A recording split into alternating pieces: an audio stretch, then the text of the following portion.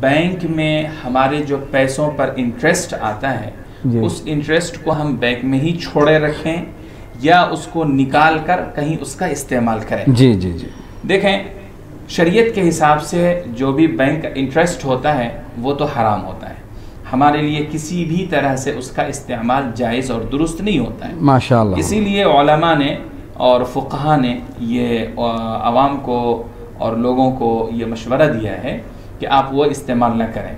لیکن اب اس کا ایک دوسرا پہلو سامنے یہ آ رہا ہے کہ اگر ہم اس پیسے کو بینک میں ہی چھوڑے رکھتے ہیں ظاہر ہے کہ اس پر اور مزید اضافہ ہوتا جائے گا سود کا، اور سودی رقم بڑھتی چلی جائے گی، اور جب تک ہم کمپنی میں یعنی بینک میں رکھیں گے وہ اس پیسے کو مارکیٹ میں انویسٹ کر کے اسی پیسے سے وہ اور پیسہ کمائیں گے۔ گویا اگر ہم اس پیسے کو چھوڑے رکھتے ہیں تو کہیں ایسا تو نہیں ہے کہ بینک کے سودی کاروبار میں سودی پیسے دے کر اور ان کو مزید بڑھا رہے ہیں؟ جی جی جی۔ اس لیے یہ سوال یہاں بجا ہے اور اس کا جواب بھی ہونا چاہیے۔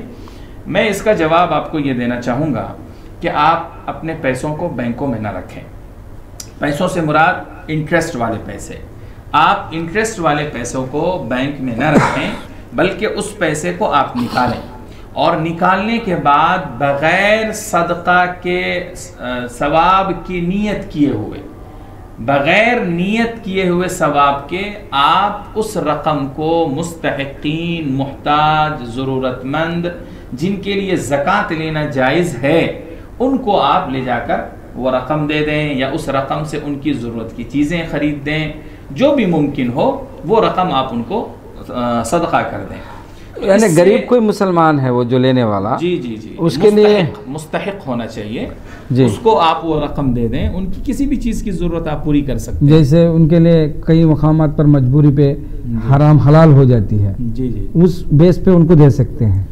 ان کے لیے حرام ہے ہی نہیں ہے تو حلال ہوگا کیا؟ ان کے لیے وہ رقم کا حقدار اصل وہی ہیں، جی جی، اس لیے ان کو دے دیں، اور ان کی جو بھی ضرورت ہے وہ اپنا یا تو خرید لیں یا اسی رقم کی ضرورت کی چیزیں دے سکتے ہیں۔ اس طرح میں سمجھتا ہوں کہ بجائے بینک میں پیسہ رکھنے سے اس طرح اگر ہم آج قدم اٹھائیں اور ہمارے لوگ قدم اٹھائیں تو انشاءاللہ سماج سے غربت کہیں نہ کہیں کچھ نہ کچھ حد تک ضرور کم ہوگی، اور انشاءاللہ سماج میں اسٹیبلٹی آئے گی، معاشی اعتبار سے مسلمان آگے قدم بڑھا سکتے ہیں۔ جی، جزاک اللہ خیر۔